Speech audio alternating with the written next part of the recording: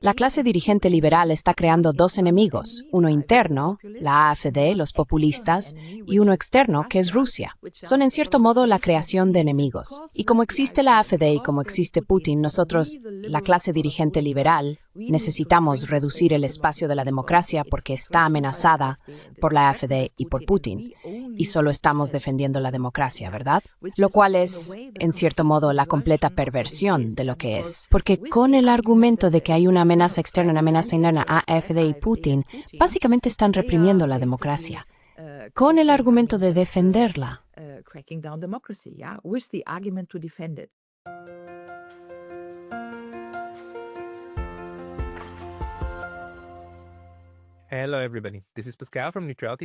Hola a todos, soy Pascal Letaz, de Literality Studies, y hoy vuelvo a hablar con la profesora doctora Ulrike Guérot, una de las politólogas más famosas y francas de Alemania.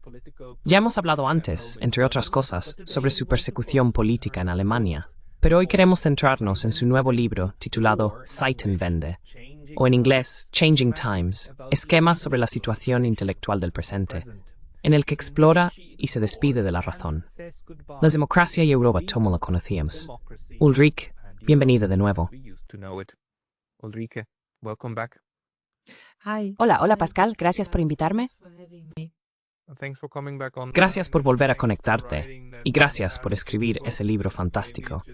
Y quizá permíteme preguntarte, después de las 200 páginas que escribiste, ¿todavía se puede salvar la República Federal de Alemania?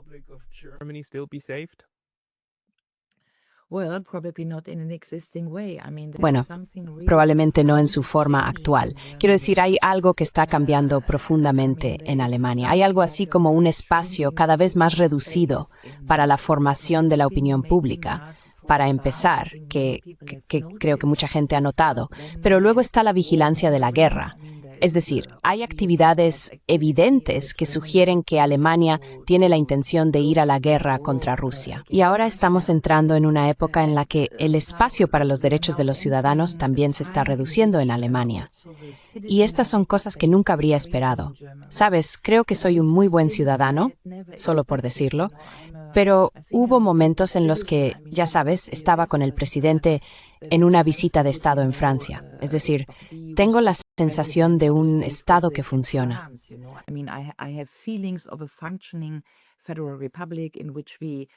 República Federal en la que construimos Europa, construimos la paz, construimos las relaciones franco-alemanas. Quiero decir, donde tenía la sensación de que mi país funcionaba, que estaba bien y que estaba integrado en un marco legal. Y ya no tengo esa sensación. Eso es un problema. Así que la democracia se está resquebrajando, pero también el tejido legal de la República Federal se está agrietando. Para darte dos ejemplos, tenemos a dos ciudadanos alemanes que viven en Moscú, Alina Lipp y Thomas Röper. Ambos realizan trabajos periodísticos sobre relaciones internacionales y ambos han estado escribiendo sobre la guerra ruso-ucraniana. También han visitado los territorios en guerra, es decir, hicieron un periodismo de investigación muy bueno.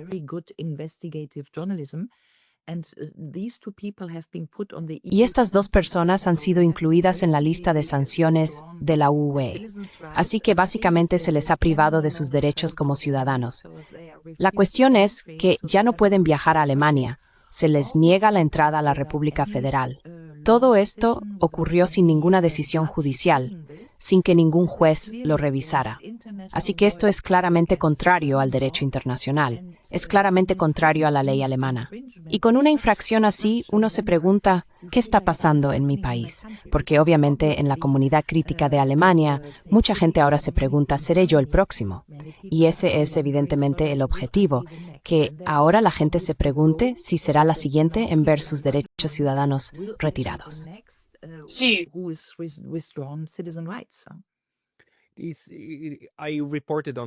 Informé sobre esto justo ayer en el canal, o hace unos días para cuando este vídeo se publique, y se trataba de estos dos ciudadanos alemanes.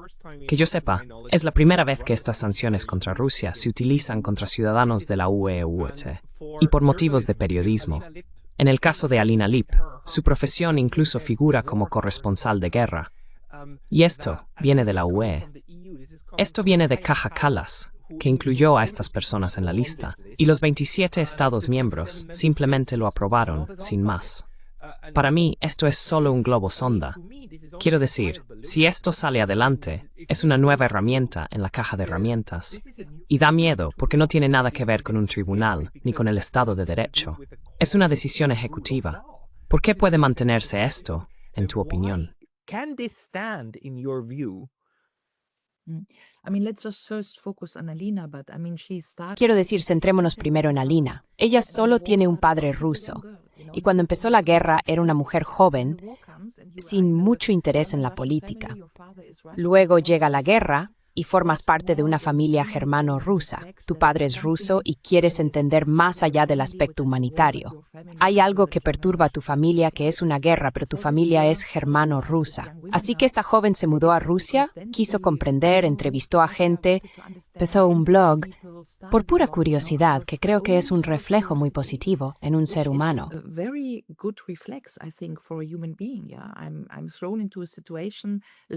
Sí, me encuentro en una situación un poco parecida a la de Sartre. Te ves arrojado a algo que quieres comprender. Y ahora ella está en la lista de sanciones de la UE. Tienes que entender esto. Solo quería dimensionar la situación humanitaria humana con lo que está ocurriendo en el sentido legal. Así que, sí, tienes razón. Creo que esto está marcando ejemplos para una gran comunidad crítica en Alemania. También pienso que no podemos dejar pasar esto. Y, por ejemplo, ayer estuve en Aquisgrán, donde se entregaba el premio Carlomagno a Ursula von der Leyen. Y obviamente hubo una contramanifestación y Patrick recibió el premio y yo di la laudatio. Así que estaba toda la comunidad crítica manifestando precisamente esto.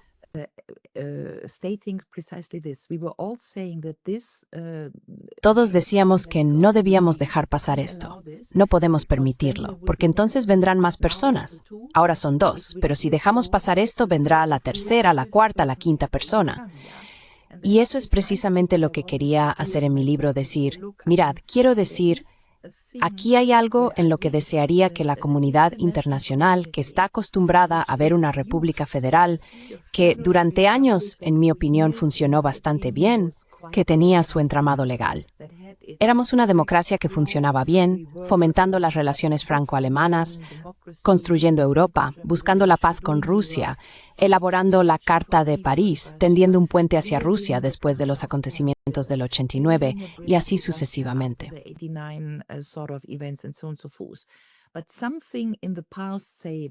Pero algo en la última década o 15 años, no sé, quizá la crisis bancaria y luego el Maidán y los acontecimientos posteriores, estaba literalmente rompiendo el cuello de la República Federal. Y ahora este país está en declive y no solo social y económicamente, algo que todo el mundo puede percibir. Quiero decir, hay inflación, hay malestar social, pero Alemania está en una situación extraña en la que los ciudadanos están más o menos silenciados. Los ciudadanos, creo, tienen la sensación de que algo está ocurriendo. Sabes, hablas con la gente, la mayoría entiende que las cosas ya no son como antes, pero hay algo así como un silenciamiento. Todo el mundo es un poco cauteloso.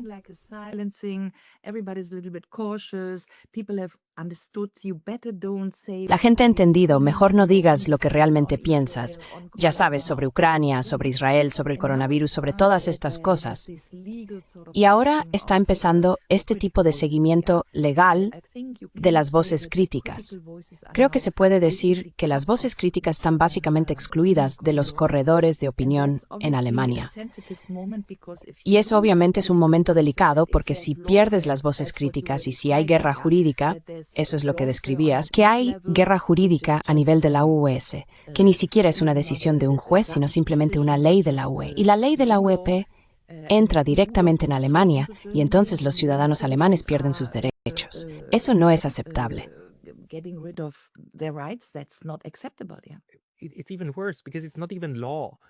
Es aún peor, porque ni siquiera es una ley. Esto no es una decisión, ya sabes, de tener una regulación por parte de la Comisión y demás. Esto es una decisión ejecutiva. Realmente no está lejos. Quiero decir, siento decirlo, pero esto es lo mismo que hizo Adolf Hitler. Declarar lo que es legal y lo que no, con el poder ejecutivo de esa rama.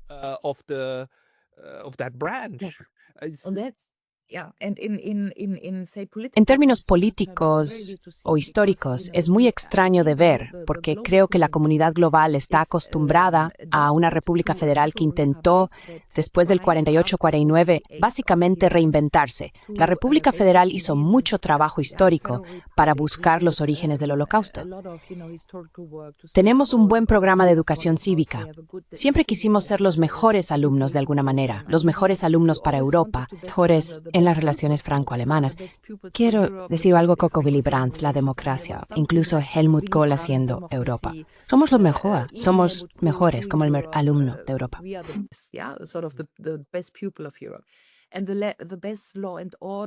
Y el mejor ejemplo de ley y orden, porque siempre había un poco de, digamos, arrogancia por parte de los alemanes hacia los griegos o los italianos, ya sabes, porque somos los más inteligentes en la economía y demás. Y creo que todo el mundo, la comunidad global, estaba acostumbrada a esta Alemania. Y mi mensaje para esta comunidad a la que tú, Pascal, básicamente te diriges, es que esta Alemania se ha acabado. Este es mi libro. Esta Alemania se ha acabado. Y puedo entender que ahora en la comunidad global habrá una especie de proceso para acostumbrarse a una Alemania cambiante, que traiciona su pasado, que traiciona su propio relato. Somos europeos, somos un país basado en la ley.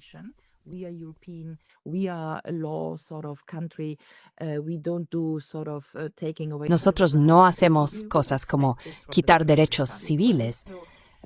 No esperarías esto de la República Federal, ¿verdad? Así que habrá este proceso en el que el mundo mirará a Alemania de manera diferente y entenderá que Alemania también, si hablamos de las guerras, me refiero a la guerra entre Ucrania y Rusia y a la situación entre Israel y Gaza, aún estamos suministrando armas, estamos infringiendo nuestras propias leyes. Existe legislación alemana que debería prohibir el envío de armas a Israel, dado lo que está ocurriendo, las cosas crueles que están sucediendo en Gaza. Pero si miras la guerra entre Ucrania y Rusia, verás que el señor Merz hace 2 días habló de una Reichweitenverlängerung hacia Rusia. Así que esto, ya sabes, a lo largo del alcance de los misiles, sí. El alcance de los misiles. Básicamente, insinuó que el Taurus probablemente está volando y estamos permitiendo que vuele hacia objetivos en Moscú. Ahora, hay cierta interpretación sobre lo que eso realmente significa. Pero si significa que Alemania atacaría indirectamente, obviamente, porque entonces soldados alemanes estarían involucrados con los misiles, operando la tecnología y guiándolos, debemos entender que los tratados 2+4, los tratados del 89 o 90, que son básicamente la base soberana de la República Federal, se vendrían abajo, porque establecen que no debe haber agresión originada desde territorio alemán hacia Rusia. Y Rusia es un país signatario de los tratados 2+4. Así que esto es realmente serio.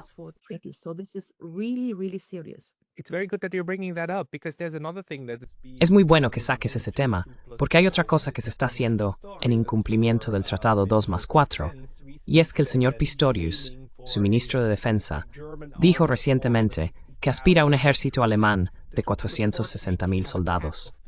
Los tratados 2+4 establecen un límite de 370.000. Quiero decir, parece que todo esto se está desmoronando. Y eso aparte del hecho de que el 2+4 también establece que no habrá producción ni posesión de armas nucleares. Y por supuesto, ahora mismo hay al menos 20 ojivas nucleares en Alemania, bajo el acuerdo de reparto nuclear de la OTAN. Quiero decir, todo este periodo posterior a la Guerra Fría, los años 90 y los acuerdos, especialmente los de principios de los 90, se están desmoronando ante nuestros ojos. Están desapareciendo y probablemente no volverán.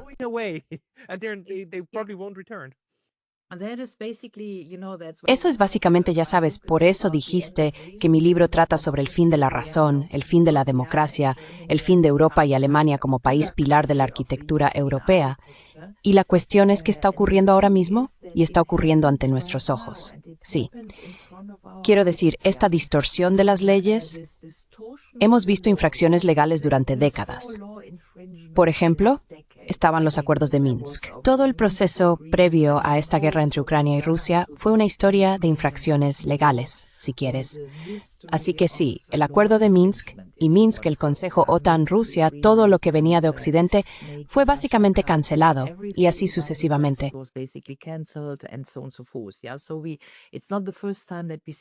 Así que no es la primera vez que vemos infracciones legales en la República Federal, pero ahora las vemos con tal densidad y las vemos tanto a nivel alemán como a nivel internacional. A nivel alemán, por ejemplo, quiero decir, de eso es de lo que todo el mundo habla, tenemos lo que llamamos el Verfassungsschutz, la agencia que se supone que debe proteger la Constitución, básicamente la Agencia de Protección Constitucional. Pero esta agencia ya no está protegiendo la Constitución, sino que está controlando a los ciudadanos. Así que lo que ha ocurrido es que, debido a cambios legales, lo que está sucediendo ahora en Alemania es que ya no hay diferencia entre criticar al gobierno y criticar al Estado.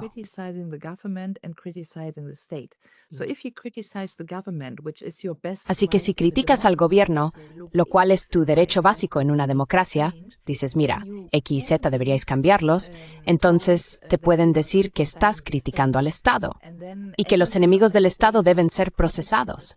Así que en el momento en que fundes la crítica al gobierno y la crítica al Estado en un solo hecho simple, ¿qué quieres hacer? Quiero decir, así es realmente como silencian las voces críticas. Y solo puedes estar profundamente preocupado. Y de nuevo, test guay para el cuento de global. La República Federal de hoy biculis federal que se les crunch.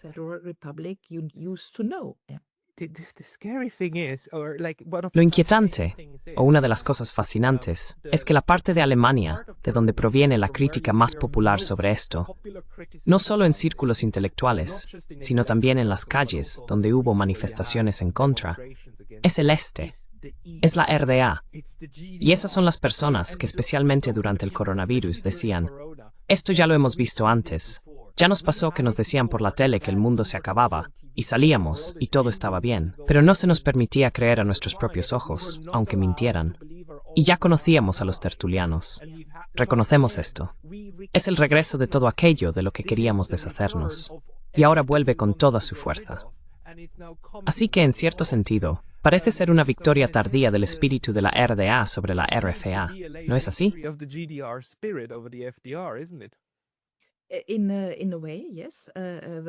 En cierto modo, sí. La cuestión es que yo viajaba mucho. Quiero decir, para quienes no lo sepan, el país está totalmente dividido, también en los patrones de voto entre este y oeste. Si miras los mapas electorales, la República Federal está totalmente dividida. Se puede ver la antigua RDA como si fuera una frontera en los mapas electorales. La mayoría, por cierto, vota azul, es decir, AfD, una especie de voto populista, mientras que el resto de la República Federal es más bien negro, lo que significa la Alemania de Merz y la CDU. Y eso es obviamente porque las antiguas protestas socialistas se transformaron en protestas populistas. El PDS, el partido que fue muy fuerte en el este después del 89, básicamente se transformó en un voto populista. Pero tienes toda la razón al decir que los antiguos ciudadanos de la RDA tienen un verdadero sentido de lo que está ocurriendo, porque eso es precisamente lo que dicen que ya experimentaron antes. Y ya sabes, se escuchan bromas en la antigua, hay algunas encuestas que preguntan, ¿podemos volver a construir el muro antifascista? Podemos volver a tener el muro, por favor. Ya no nos gustan aquí en Occidente. Porque queremos de nuevo el muro antifascista, porque esta parte occidental de Alemania se está convirtiendo en algo que no queremos ver. Y a escala europea es lo mismo. Si miras a Orbán, si miras a Fico en Eslovaquia, ves que los antiguos países que ya estaban acostumbrados a algo como la reducción del espacio público, ahora están mucho más atentos a esta vulneración de la ley que llega a través de la UE. Quiero decir, la UE, ese es el problema. La UE se construyó en su día como un proyecto de paz y que debería haberse convertido en una Europa democrática con el Tratado de Maastricht, con la Constitución.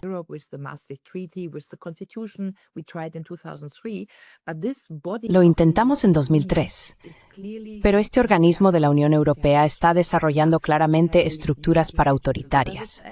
tenemos la Ley de Servicios Digitales Europea.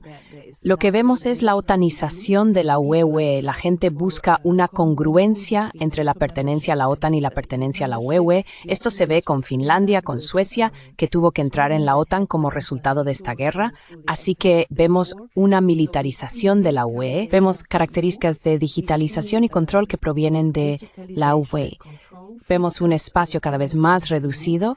La Ley de Servicios Digitales organizada por la UFPIE, y si miras a Rumanía y todas estas interferencias relacionadas con las elecciones, tienes lo que claramente llamamos lawfare.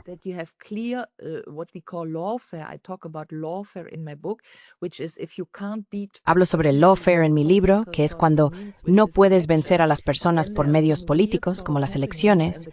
Entonces ocurren cosas extrañas y los candidatos son apartados. Todo es, ya sabes, interferencia de la UE. Así que el problema es que la Unión Europea, que hace 20 años decía, mira, tenemos los criterios de Copenhague, somos el Estado de Derecho, somos la Unión Europea, como el mejor alumno a nivel global, esa misma Unión Europea, al igual que la República Federal, ahora realmente se está echando a perder y está infringiendo su propio cuerpo legislativo y todo el entramado legal. Y eso es una tragedia de alguna manera.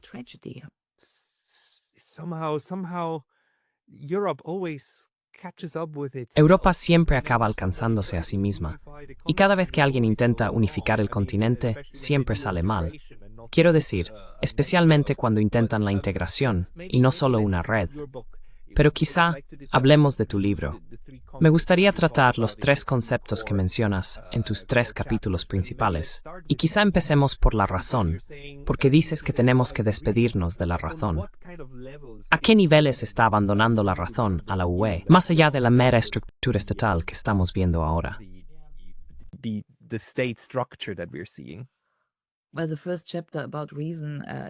Bueno, el primer capítulo sobre la razón no está realmente vinculado a los procesos políticos, sino que intenta esbozar los cambios sociales subyacentes. Y los cambios sociales subyacentes son varios, quiero decir, hay un par de cambios. Está la digitalización, hay mecanismos de control, hay burocracia y existe una clara brecha generacional que detecto entre los mayores de 60 años que aún tienen recuerdos de la República Federal que luchó por la paz y por una Europa democrática, y así sucesivamente, y una generación más joven que está absorbida por Internet, que ya no tiene capacidad de lectura. Tengo muchas páginas sobre la falta de ciencia, sobre qué es la ciencia, que la ciencia hoy es cientificismo, que falta la razón en lo que declaramos como ciencia, que todo gira en torno a las matemáticas. Esas matemáticas no nos ayudan en las cosas reales.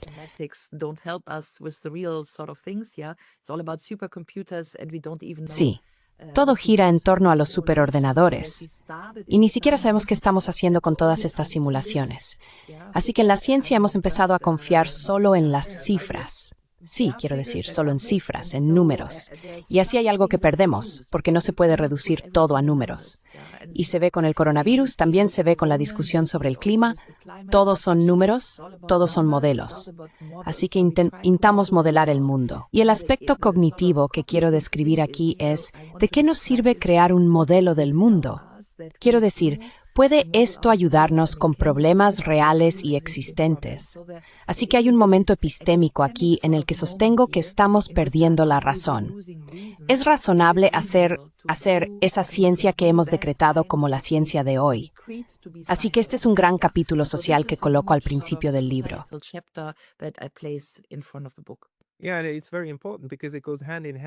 Sí, es muy importante, porque va de la mano con lo que hemos visto en los últimos 7 u 8 años, que es esta tendencia a argumentar que los científicos o los científicos correctos saben la respuesta. Es singular, la ciencia y la respuesta que debes seguir, y los expertos que te lo dirán. Y si cuestionas eso, es como cuestionar a tu gobierno, cuestionas la razón misma, y tú mismo eres un problema. Y Alemania tiene este fenómeno muy interesante de los Querdenker. No creo que esto haya ocurrido en ningún otro.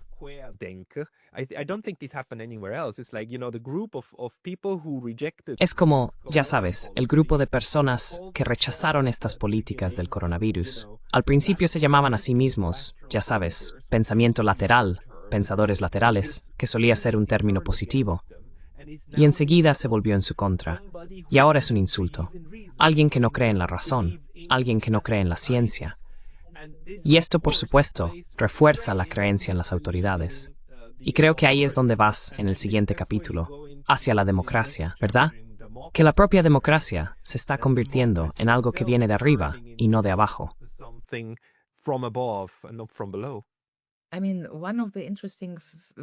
Quiero decir, una de las cosas interesantes es comparar cómo fue el impacto del coronavirus en términos sociales entre Alemania y el resto de Europa. Los países latinos, como por ejemplo España, Italia, Grecia y demás, obviamente mostraron más resiliencia social para no caer en el protofascismo, porque no era otra cosa que protofascismo. Alemania, que siempre fue el mejor discípulo del fascismo, tuvimos el Holocausto, dijimos nunca más, con toda esa educación cívica. Pero lo que ocurrió en Alemania, y mucho menos en los otros países, fue el denunciantentum, denunciar a la gente. ¿Sí?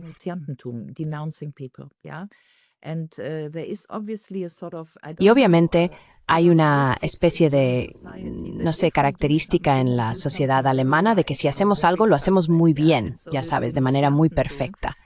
Y así este denunciantentum, esta especie de denunciar a los demás, fue muy evidente en los años del coronavirus. Y como dices, quien no creía en la ciencia, en estas cifras, en estos datos, quedaba fuera. Sí. Y eso es lo que yo llamo la pérdida de la razón, porque la ciencia trata de la curiosidad. La ciencia trata de cuestionar, la ciencia trata de la falsificación. Así que lo que intento describir es que toda esta digitalización, las matemáticas y demás, nos está empujando hacia una nueva forma de ruptura epistémica.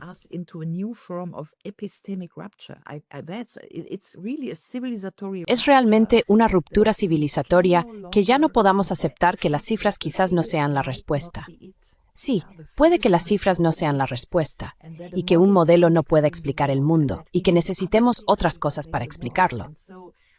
Así que, si perdemos la ciencia clásica, que consiste en la falsificación, en que las cifras no lo son todo, y así sucesivamente, lo que perdemos es nuestra capacidad de entender el mundo. En ese sentido, realmente sostengo que la pérdida de la razón es la condición social para perder la democracia.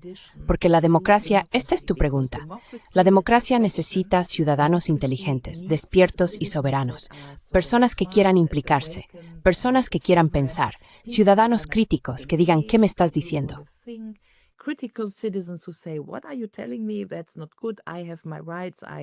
Eso no está bien. Tengo mis derechos, lucho por mis derechos. Eso es lo que se necesita en una democracia.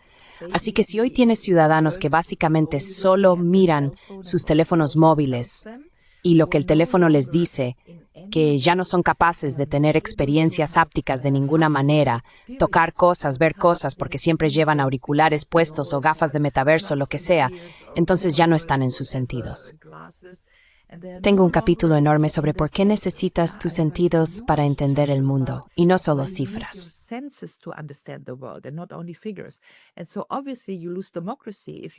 Y así, obviamente, se pierde la democracia si tienes ciudadanos que ya no son sensuales, porque necesitas tus sentidos para entender el mundo. Así que tienes ciudadanos que ya no pueden luchar por sus derechos, porque entonces tienes la presión conformista, que en Alemania es muy fuerte. Sí, o mejor no digas esto. Mejor no digas aquello. Sabes, recibo muchos correos electrónicos, gente que dice, oh, Madame Guéraud, agradezco que diga estas cosas. Habla desde mi corazón. Habla desde mi alma. Yo no puedo hacer esto aquí. Estoy en una escuela, estoy en una universidad, estoy en una empresa, lo que sea. Y si digo lo que usted dice, ya sabe, hay una presión conformista.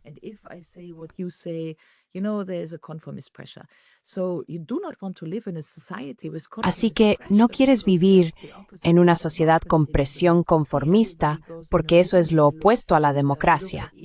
En una democracia todos entran en la sala y dicen, mira, observamos a Israel, ¿qué ves? ¿Cómo deberíamos reaccionar ante ello? ¿Sabes? Y si entonces tienes la sensación de, oh, mejor no digo lo que pienso, lo que veo en Gaza, porque sé que alguien podría decir que pienso eso y que lo he expresado de esa manera y eso podría ser una infracción y así sucesivamente. Acabas en una totalitaria porque estás silenciando a la gente. Y si silencia a la gente, eso es el fin de la democracia. Y eso es lo que quería escribir en mi libro. And that's what you did brilliantly in the book. And Y eso es lo que hiciste brillantemente en el libro. Y sabes, cuando se trata de este tema de la democracia, hay una cosa más que observo en este momento. La tendencia de la clase elitista a equiparar la democracia consigo misma. Hemos visto esto recientemente de nuevo con el señor Keir Starmer, a quien le destrozaron un coche y 2 de sus casas, ¿verdad? Por unos chavales jóvenes. No sé cuál es la historia detrás de eso. Pero, quiero decir, fue vandalismo. Zo'r mensch who wishes neataba. No es notaka wat de. Fue que solo fiesta aquí estaban caminos a sí. Así que, a mem. this to yourself. Mira, quiero decir, intenté hacer algo. Quiero decir, es un libro que quiero que esté ampliamente disponible, así que procuré no incluir demasiada teoría, sino escribir un libro fácil y accesible. Por cierto, estoy un poco orgulloso. Se ha vendido 6.000 veces en una semana, así que es un resultado bastante bueno. Y espero que haya algunas traducciones. Pero, en esencia, lo que describes es esto, llamémoslo la clase dirigente, que se vuelve cada vez más oligárquica en todos los países, como Starmer, como Mira en Estados Unidos. Mira, quiero decir, hay una clara, lo que llaman, quiero decir, lo que Bruno Amable, hay un politólogo francés, Bruno Amable, lo que él llama le bloc bourgeois, el bloque burgués. Y el bloque burgués básicamente se está petrificando contra el pueblo.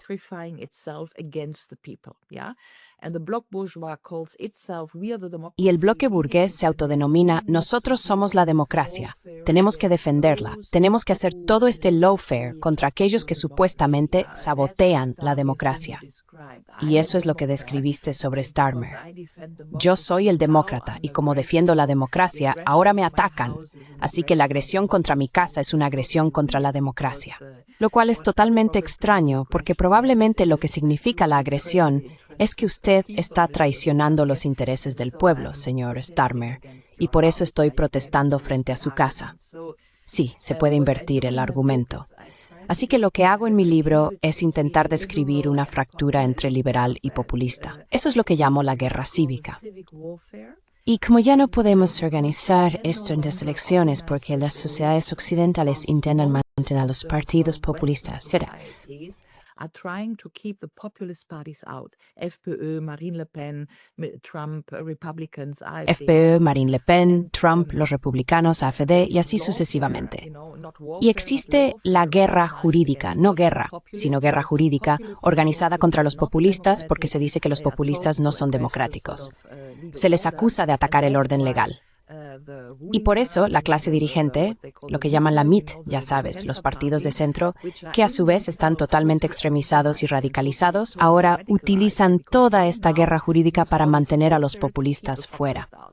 Así que lo que hago es argumentar en mi libro, con, ya sabes, Giorgio Agamben, un filósofo italiano muy destacado, que escribió un libro en 2016 llamado Stasis.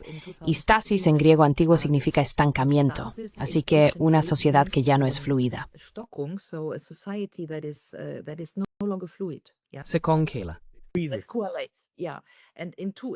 Se agrupa, sí, y se agrupa en 2 polos, más o menos. Uno es ahora el de los liberales y el otro el de los populistas. Los liberales fingen ser moralmente superiores, ya sabes, la clase dirigente, este gobierno clásico de centro. Y ahora, de forma extremada, utilizan la guerra judicial contra los populistas. Intentan apartar a candidatos como en Rumanía o mira a Marine Le Pen, que ya no tiene derecho a presentarse a las elecciones presidenciales francesas. Mira lo que hicieron con Donald Trump. Tuvo un par de demandas, querían perseguirlo legalmente para que no pudiera presentarse a las elecciones. Y luego también hubo 2 tiroteos, ya sabes.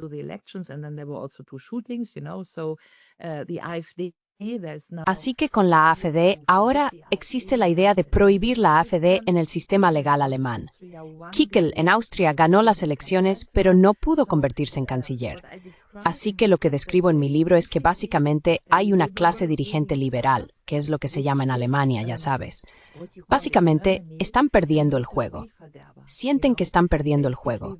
Sienten que están perdiendo el apoyo público, que es la esencia de una democracia. Que tengas un gobierno respaldado por el apoyo público. Y se dan cuenta, en conjunto, de que están perdiendo esto. Pero en lugar de culparse a sí mismos, culpan a los populistas. Y entonces los populistas son los llamados de derechas. Y entonces necesitan ser prohibidos. Y este es un proceso muy, muy insano.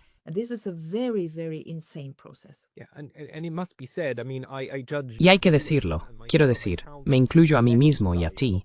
Nos considero en el lado izquierdo del espectro político. Pero obviamente debemos señalar que ahora mismo nuestros colegas de la derecha conservadora están siendo demonizados y sistemáticamente apartados. Y lo que nos conecta es que en realidad ambos bandos actualmente son bastante antibélicos, al menos en lo que respecta a la guerra entre Rusia y Ucrania. Sin embargo, tengo una pregunta que me ronda la cabeza desde hace tiempo. ¿El término populismo es todavía un concepto que deberíamos utilizar? Porque me da la impresión, cuanto más lo pienso, de que el populismo es simplemente la palabra que los liberales usan para referirse a demócratas o personas con mentalidad democrática, con las que no están de acuerdo, para así poder descartarlas. Así que la democracia solo es aquello con lo que están de acuerdo quienes piensan como ellos. ¿Qué opinas de esto? ¿O estoy yendo demasiado lejos? ¿Sigue teniendo el término populismo un propósito analítico hoy en día? ¿O sigue teniéndolo para ti?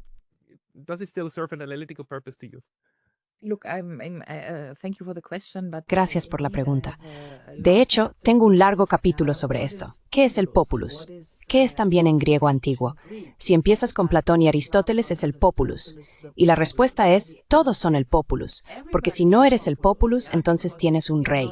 Es decir, solo aquellos que no son el populus, entonces estás en estructuras feudales. Alguien es el rey y los demás son el pueblo.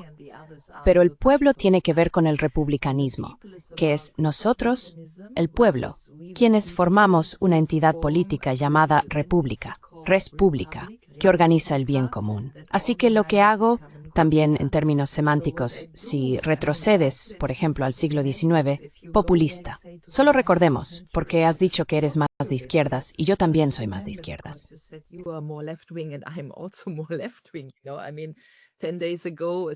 Sabes, quiero decir, hace 10 días, hace 10 años, durante la crisis bancaria, me llamaban el europeo más izquierdista porque estaba a favor de, bueno, en realidad estaba en contra de la política de austeridad. Ahora me llaman de derechas. Así que es totalmente extraño.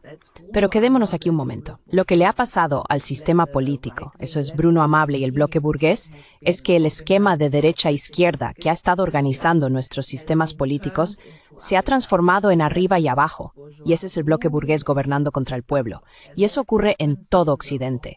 En Estados Unidos, ahora es una clase dirigente oligárquica, casi cementada contra el pueblo, y ya no se trata de la izquierda. Ha cambiado.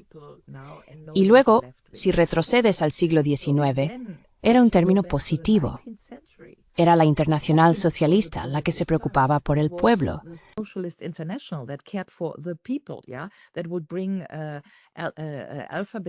Sí, eso traería democracia, alfabetización a las mujeres, eso les daría cursos de costura para que pudieran coser y obtener algún ingreso para los 6 hijos que tenían que alimentar. Así que si retrocedes, Barbès, Jean Jaurès, el viejo tipo de, podemos ver que eso era populismo. En francés se percibe porque los franceses distinguen en su vocabulario entre citoyen y bourgeois. Así que tienes al ciudadano y al burgués. El ciudadano es una especie de republicano que se preocupa por el bien público. Y luego tienes École Populaire, la Valse Populaire, École Populaire, ya sabes, escuela popular, educación popular en francés. Mientras que en Alemania, donde ciudadano solo se traduce como Bürger, es decir, burgués, hay una connotación diferente, sí.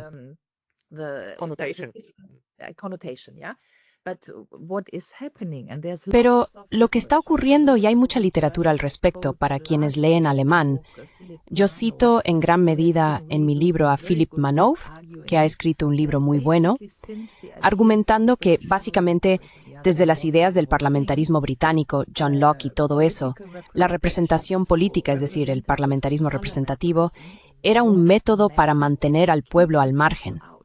Y la teoría que hay detrás es que el pueblo, siempre hablamos del pueblo como el soberano, pero el pueblo es solo una noción abstracta. Los ciudadanos votan, el pueblo es abstracto, sí.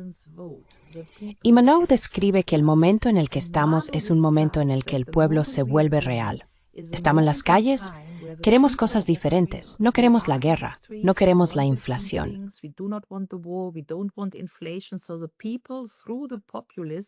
Así que el pueblo, a través de los populistas, se vuelve real. El pueblo deja de ser una abstracción y se convierte en algo real, protestando contra la clase dirigente. Así que, de alguna manera, se puede decir que esto es estasis. Yo describo este tipo de polarización de la sociedad. También es una preforma de guerra civil. No nos engañemos, si tienes un enfrentamiento entre el pueblo y la oligarquía o un bloque de la burguesía y el pueblo, y tienes una clase dirigente que excluye al pueblo, y eso se hace cada vez más fuerte en términos teóricos, esto es una preforma de guerra civil. Y luego, por ejemplo, observa lo que está ocurriendo en la República Federal.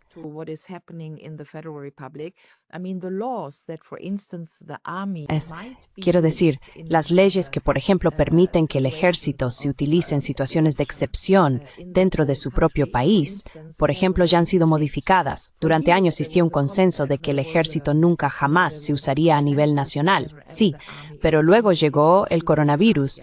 Y ahora quizás estamos en un estado de guerra o en guerra con Rusia, lo que sea. Así que se crean situaciones de ley de emergencia.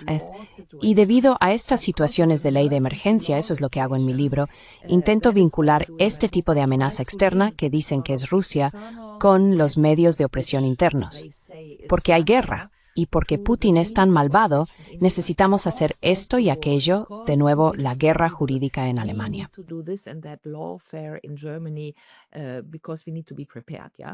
Porque necesitamos estar preparados, ¿sí?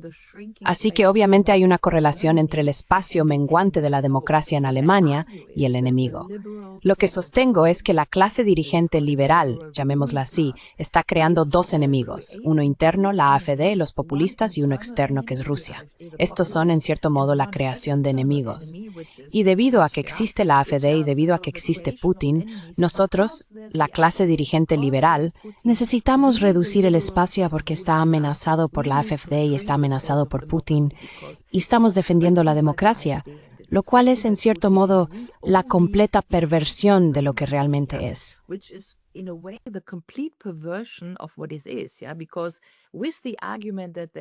Porque con el argumento de que existe una amenaza externa y una amenaza interna, AfD y Putin básicamente están reprimiendo la democracia con el pretexto de defenderla. Así que hay una completa perversión del argumento y es una especie de centro extremizado que, en mi opinión, tiene un miedo total a perder terreno. Porque están perdiendo terreno. Mira las elecciones, mira a Merz. Quiero decir, mira a Merz, que ni siquiera fue elegido en la primera ronda, aunque tenía una mayoría de 18 votos. Y aunque tenía un paquete fiscal, 800.000 millones en financiación, uno pensaría, vale, ahora todos votarán por Merz porque hizo tantas promesas electorales. Pero no fue elegido en la primera ronda.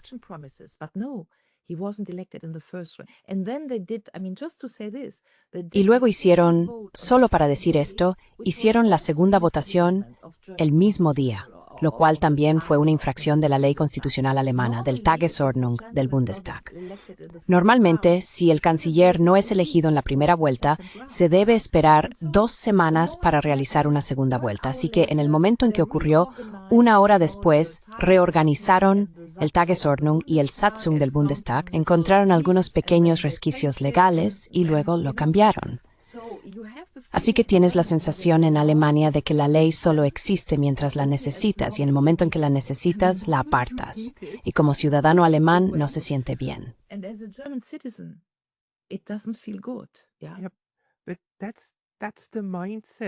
Pero esa es la mentalidad de esta gente. Esa es la mentalidad de Ursula von der Leyen cuando dice, tenemos herramientas. Sí, porque la ley es una herramienta. Lo bueno de la caja de herramientas es que solo sacas las que necesitas. Las que no necesitas, las dejas aparte. En cierto sentido, así es como estas élites están empezando a utilizar el instrumento de la caja de herramientas contra esa gente tan molesta sobre el terreno que no quiere seguirles y que, en su opinión, necesita ser educada. Hay que enseñarles cuál es el problema, porque ellos mismos lo han entendido, ¿verdad? Y hay que enseñarles lo peligrosa que es Rusia y lo peligrosa que es la desinformación. Y probablemente creen en estas personas. Creen en sí mismos. They probably believe these people. They believe themselves. Sí, pero el problema es, ya sabes, cómo la pérdida de la razón afecta a la pérdida de la democracia, mi segundo capítulo. Y la pérdida de la democracia hace que cualquier pensamiento geoestratégico sobre Europa carezca de sentido. ¿Verdad? Si los países europeos, es decir, Francia, Alemania, Italia y así sucesivamente, están todos resquebrajando sus democracias y están infringiendo lo que solíamos tener como un orden legal, y si además tienes una estructura supranacional llamada la UE que debería haberse reformado en una democracia hace mucho tiempo, pero que básicamente ahora se está convirtiendo en una estructura autoritaria, entonces mi verdadera pregunta, y ahí entran tus estudios sobre la neutralidad, porque tu canal de YouTube trata de repensar el mundo en términos de neutralidad y de qué es el orden multipolar y qué lugar podría ocupar Europa en ese orden multipolar.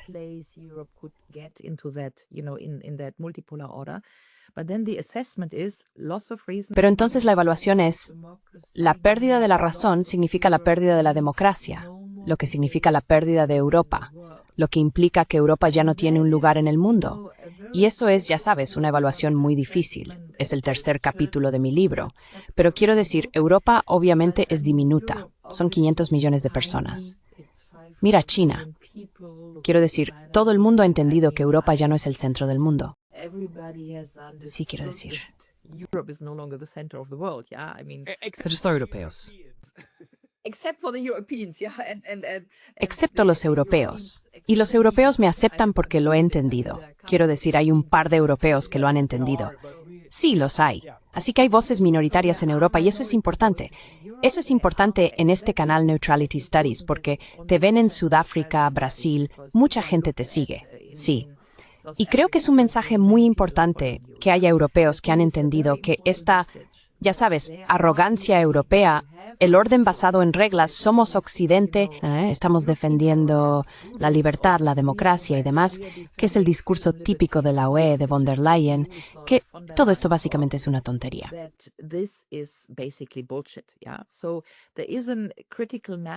Así que hay una masa crítica de europeos en Italia, en Francia, en Alemania y así sucesivamente, que está creciendo y que también, esto es interesante, se está conectando a lo largo de Europa para decir, mirad, queremos una Europa diferente y esa Europa diferente tiene que surgir en algún lugar. Y es muy importante que enviemos este mensaje a Japón, a Sudáfrica, a Brasil. Incluso, ya sabes, estuve en algunos programas de debate estadounidenses para decir esto, para llegar y decir, mirad, no veáis a Europa como la UE que entra en guerra contra Rusia. Esa no es la UE que la mayoría de los ciudadanos europeos quiere. Y como ves, hay una masa crítica, sí, pero obviamente porque nosotros como masa crítica estamos de alguna manera oprimidos. Nuestras voces aún no son fuertes y no se escuchan. Pero espero que eso sea algo que pueda ir fermentando, porque la verdadera pregunta es, ¿cuál es el espacio europeo en un mundo multipolar? ¿Hay algún, ya sabes?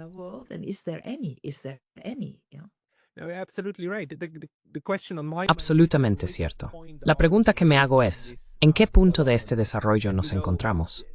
Y por cierto, gracias por haberlo expresado antes de la manera en que lo hiciste, porque ahora entiendo por qué los europeos, las élites europeas, reaccionaron de forma tan visceral, no solo ante la ofensiva de paz de Donald Trump hacia los rusos, sino también ante las críticas de los estadounidenses contra, ya sabes, el estado draconiano en el que está entrando la Unión Europea.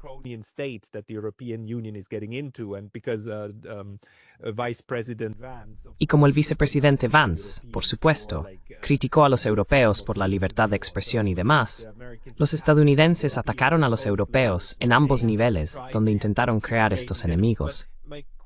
Pero mi pregunta es, ¿en qué punto estamos? Y si usamos la analogía del Titanic, creo que aún no hemos chocado contra el iceberg. Así que creo que todavía no nos estamos hundiendo. Pero si piensas que ya lo hemos hecho y nos estamos hundiendo, ¿qué debe hacer nuestra minoría? ¿Seguimos barco o deberíamos intentar organizar los botes salvavidas? ¿En qué punto estamos?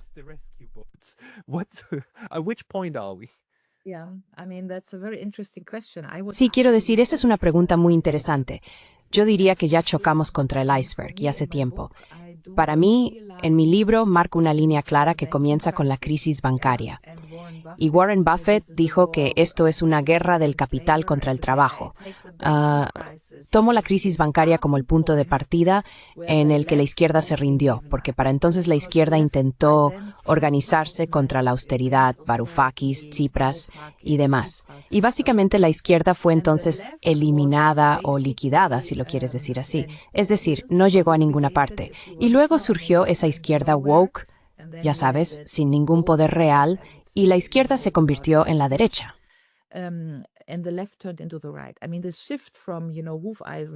Quiero decir, este cambio de una resistencia de izquierdas frente a esta estructura oligárquica de la globalización a una resistencia de base popular de derechas contra el bloque burgués, para mí es la crisis bancaria, y la crisis bancaria fue el iceberg.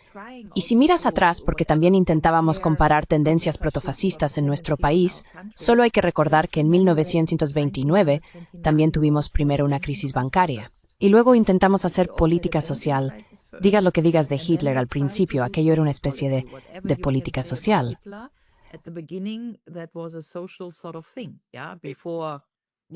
Nazi significa nacionalsocialismo. La parte de socialismo fue lo que los otros. Sí, y luego vino el putsch de Röhm, y básicamente los socialistas fueron expulsados del partido, y entonces el capital instrumentalizó a los nacionalsocialistas, si se quiere decir así. Así que, según cualquier criterio, creo como historiadores y como politólogos, la comparación es una herramienta científica. Por eso defiendo las comparaciones como herramienta científica y no como un medio de relativización, que también es un problema intelectual, que ahora digamos que comparar es relativizar. Pero dejando esto de lado, mi punto era que si reflexionamos sobre dónde estamos y si hemos chocado o no contra el iceberg, yo diría que la crisis bancaria fue ese momento. Y la crisis bancaria transformó a la izquierda en populismo de derechas. En el lado derecho, la revolución de derechas no está permitida porque siempre tiene un tufillo. Viene acompañada de racismo, de misoginia, de derechos de aborto a las mujeres. Es una especie de revolución popular no progresista. Así es como se está presentando, sí. Y por eso no se acepta según los estándares sociales, mientras que la izquierda siempre se percibe como ese movimiento progresista, revolucionario y defensor de la libertad. Así que yo diría que chocamos contra el iceberg, pero no reconocimos que todo lo que estamos experimentando en Europa durante los últimos, digamos, 10 o 15 años, al menos para mí, comenzó con la crisis bancaria. Recuerda, tuvimos a Stefan Hessel, indignaos. Tuvimos todas esas manifestaciones, las protestas del 99% contra el 1%. Quiero decir, todavía era posible mucho protestar socialmente en aquel entonces. Pero luego, en los años siguientes, básicamente capturaron la protesta social. Los chalecos amarillos, ya sabes, también fueron etiquetados como populistas. El progreso social en Europa, los chalecos amarillos, básicamente terminó en 2013 con la crisis bancaria. Y todo lo que vino después, En el siglo XVIII, en Francia, Los chalecos amarillos. en primer lugar, los chalecos amarillos fueron presentados como de derechas. Así empezó todo. Se acabaron las protestas sociales. Ahora básicamente toda protesta es una protesta de derechas. Ese era el enfoque. Así que creo que deberíamos prepararnos para los botes salvavidas, por así decirlo. Y si se me permite decirlo, estoy entre quienes organizaron el proyecto de paz transeuropeo, porque ese también es un problema. Ahora la paz es de derechas, la libertad es de derechas. He observado totalmente que los valores fundamentales de la izquierda, como la libertad y la paz, han sido capturados y etiquetados como de derechas. Pero organizamos www.europeanpeaceproject.eu y organizamos una especie de gran manifiesto el 9 de mayo, porque ese es el Día de Europa.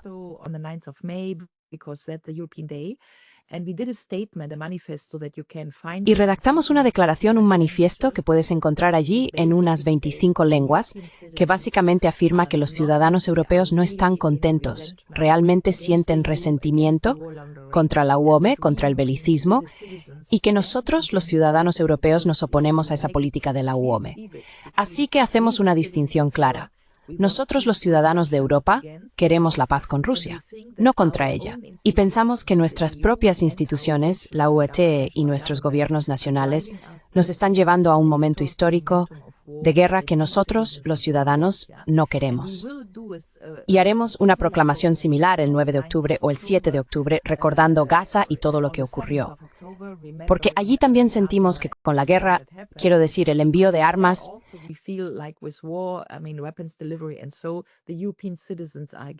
y así los ciudadanos europeos están en contra. Se ven protestas crecientes en Europa respecto a Gaza. Tuvimos a los británicos, creo que fue el ministro de Asuntos Exteriores, tenemos al señor de Villepin de Francia, Varoufakis pronunciándose, es decir, ahora también hay una gran conferencia por la paz en Rotterdam el 25 de junio, una importante reunión europea. Así que hay algo parecido a un levantamiento, eso es lo que quería decir, un levantamiento de ciudadanos europeos, un levantamiento transnacional contra nuestras propias instituciones que nos están llevando a políticas que no queremos ver. Así que eso es lo que yo llamaría preparar los botes de rescate, que construyes la alternativa. Es algo emergente, es muy pequeño, obviamente es pequeño, pero todo empezó con pequeños movimientos sociales.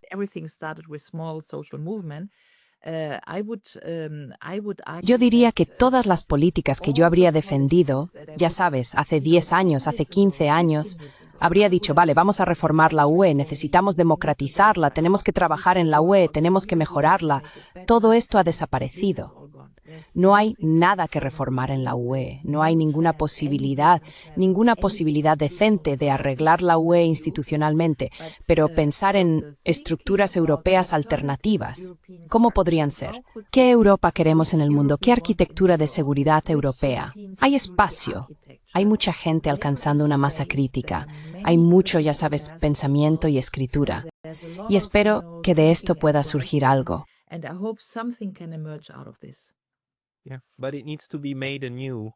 Sí, pero hay que hacerlo de nuevo. Las estructuras actuales que tenemos ya están demasiado calcificadas y deterioradas. Ya han chocado contra el iceberg, así que ya se están hundiendo. Solo espero que lo hagan, sin llevarnos a todos con ellas. Ulrike, para la gente que quiera leer más de ti, quiero decir, has publicado mucho. La gente puede encontrar tus libros en Internet. ¿Dónde más deberían buscarte? Porque tienes tu propio canal de YouTube en alemán, ¿verdad?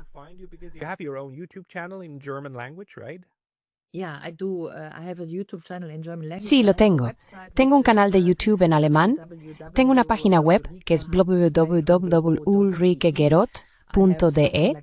He publicado unos 16 libros, muchos de ellos están traducidos, así que espero tener una traducción al inglés y quizás también al turco y al español.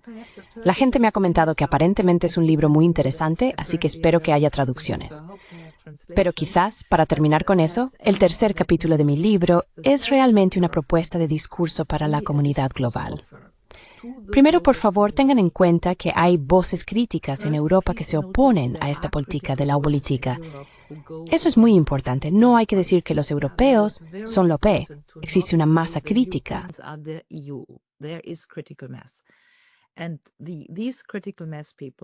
Y estas personas de masa crítica, lo que acabo concluyendo en mi libro, es que tomo el mapa más antiguo de Europa. Quizá aún pueda decir esto. Tomo el mapa más antiguo de Europa, que es de 1534, y hago una interpretación de esta especie de imago más antigua de Europa. Y digo tres cosas. Esta Madame Europa es una princesa. Quiero decir, Europa se representa como una mujer y como una princesa. Ella está de pie sobre suelo ruso. Así que está de pie sobre suelo ruso. Así que simplemente discuto con el mapa diciendo, mirad este mapa, hay una mujer de pie sobre suelo ruso. ¿Es razonable, 500 años después, trazar una frontera dura de la OTAN en medio de Europa? No puede ser esa, digamos, la dimensión espiritual de lo que es la señora Europa.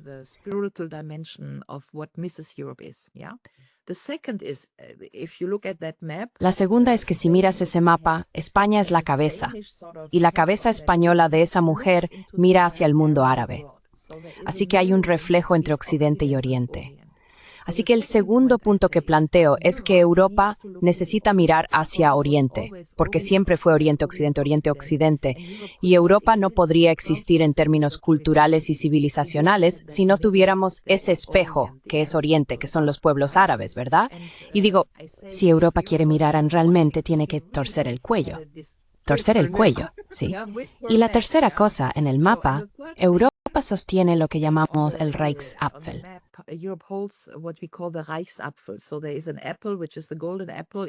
Así que hay una manzana, que es la manzana dorada en su brazo izquierdo, y esa es la manzana del cesaropapismo, la manzana de la república, y el tipo de poder soberano que tiene que ver con la república.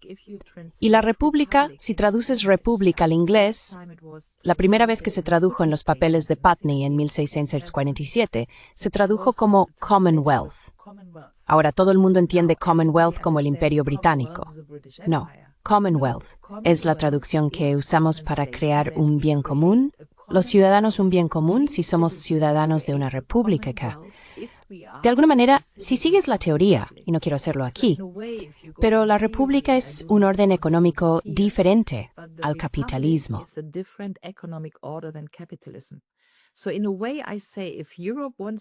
Así que de alguna manera digo que si Europa quiere reencontrarse a sí misma en un sentido civilizacional y cultural, lo que sería la única forma de autoafirmación con la que Europa podría aspirar a tener un papel en el futuro mundo global, tendría que hacer tres cosas: encontrar la república, adoptar una postura anticapitalista de algún modo, sí, me refiero a políticas económicas orientadas al bien común, mirar hacia el mundo árabe y situarse en suelo ruso. Esas son las tres cuestiones que Europa debería debatir.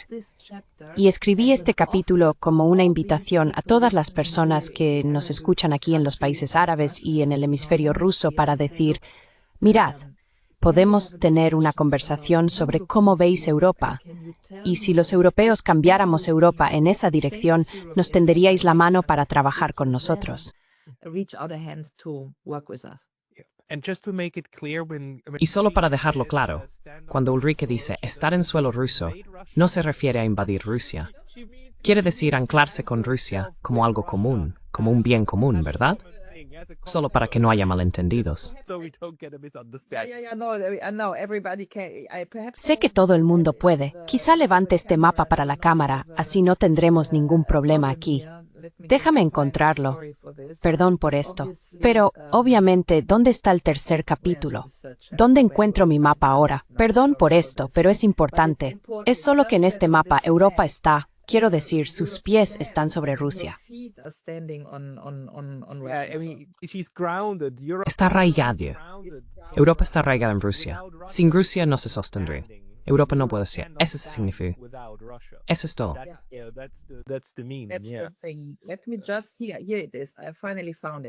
Aquí está. Por fin lo encontré, así que ya sabes, es bastante revelador. Sí, quiero decir, los pies están en suelo ruso. Ahí está la manzana de arroz, que se aferra al árabe, que es una especie de soberano, es la república. Y luego de nuevo ella mira hacia el mundo árabe.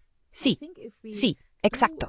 Creo que si interpretamos este mapa, y realmente lo estoy pensando, este mapa cumple 500 años en 2034. Así que quedan 10 años de debate sobre cómo volver a anclar Europa, sobre lo que ella es. Digo lo que ella es. Sí. Y esa visión de Europa es, por supuesto, un dual, no Europa transatlántica, es continental. Sí, es la Europa euroasiática transcontinental. Sí, y curiosamente, sabes, tuve un par de conversaciones con estadounidenses, básicamente discutiendo que existe una cultura europea distinta, diferente de la cultura estadounidense. No somos Starbucks. Sí, somos Segafredo Café. No somos Hollywood. Somos Pasolini y Chabrol, ¿sabes? Para intentar, porque Occidente no es un concepto cultural. Occidente es quizás un concepto de seguridad de la OTAN, pero no es un concepto cultural. Fuentors, esto en dos videos de YouTube estadounidenses de Mogo Hewel Porta. I had a very good resonance, with the Americans. And what I would like to see, because then I went to a Turkish... Y lo que me gustaría ver, porque luego fui a un bloguero turco, y realmente pude ver que los turcos, que también están entre el mundo árabe y el mundo euroasiático europeo, tienen una pertenencia a Europa, así como los rusos tienen una pertenencia cultural a Rusia. La propuesta es decir, si Europa pudiera volver su mirada hacia el sureste, hacia la Rusia oriental y hacia el sur, que es el mundo árabe, creo que podría entrar en resonancia consigo misma. Y, ¿sabes?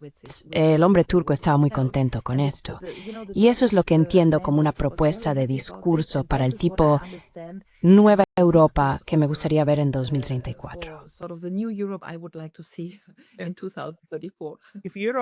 Si Europa simplemente dejara de torcerse el cuello mirando al otro lado del Atlántico, quiero decir, podría volver a donde pertenece. Pero bueno, Ulrike, seguiremos adelante. Continuaremos con el debate. Muchas gracias por tus aportaciones de hoy y hasta pronto. Sí, hasta pronto, Pascal. Muchas gracias por invitarme.